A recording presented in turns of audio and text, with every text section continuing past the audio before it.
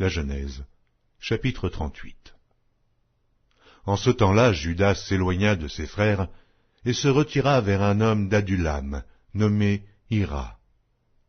Là, Juda vit la fille d'un Cananéen nommé Shua. Il la prit pour femme et alla vers elle. Elle devint enceinte et enfanta un fils qu'elle appela Er.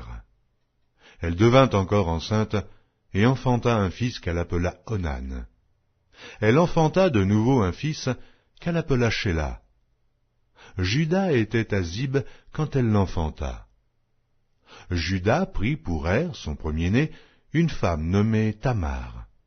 Er, premier-né de Juda, était méchant aux yeux de l'Éternel, et l'Éternel le fit mourir.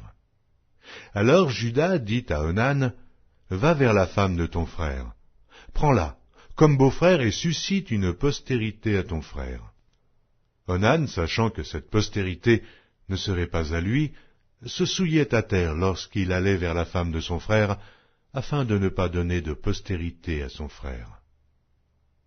Ce qu'il faisait déplut à l'Éternel, qui le fit aussi mourir. Alors Juda dit à Tamar, sa belle-fille, « Demeure veuve dans la maison de ton père, jusqu'à ce que Shéla, mon fils, soit grand. » Il parlait ainsi dans la crainte que Shéla ne mourût comme ses frères. Tamar s'en alla, et elle habita dans la maison de son père. Et les jours s'écoulèrent, et la fille de Shua, femme de Juda, mourut. Lorsque Juda fut consolé, il monta à Timna, vers ceux qui tondaient ses brebis, lui et son ami Hira, l'Adulamite. On en informa Tamar, et on lui dit, « Voici ton beau-père qui monte à Timna pour tondre ses brebis. » Alors elle ôta ses habits de veuve, elle se couvrit d'un voile et s'enveloppa, et elle s'assit à l'entrée d'Énaïm sur le chemin de Timna, car elle voyait que Shéla était devenu grand, et qu'elle ne lui était point donnée pour femme. Juda la vit et la prit pour une prostituée, parce qu'elle avait couvert son visage. Il l'aborda sur le chemin et dit, « Laisse-moi aller vers toi. » Car il ne connut pas que c'était sa belle-fille. Elle dit, « Que me donneras-tu pour venir vers moi ?» Il répondit, « Je t'enverrai un chevreau de mon troupeau. » Elle dit, « Me donneras-tu un gage jusqu'à ce que tu l'envoies ?»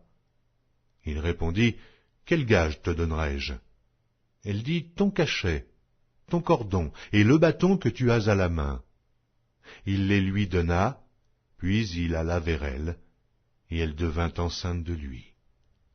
Elle se leva et s'en alla. Elle ôta son voile et remit ses habits de veuve. Juda envoya le chevreau par son ami l'Adulamite pour retirer le gage des mains de la femme, mais il ne la trouva point. Il interrogea les gens du lieu en disant, « Où est cette prostituée qui se tenait à Énaïm, sur le chemin ?» Ils répondirent, « Il n'y a point eu ici de prostituée. » Il retourna auprès de Juda et dit, « Je ne l'ai pas trouvée. » Et même les gens du lieu ont dit, « Il n'y a point eu ici de prostituée. » Juda dit, « Qu'elle garde ce qu'elle a.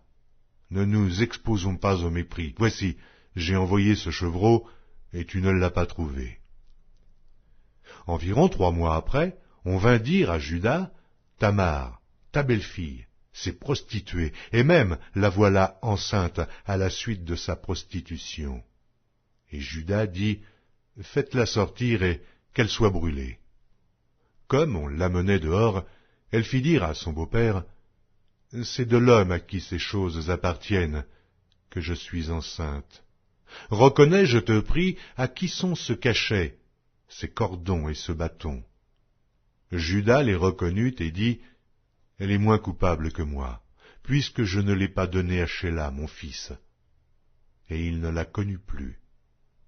Quand elle fut au moment d'accoucher, voici, il y avait 2 jumeaux dans son ventre.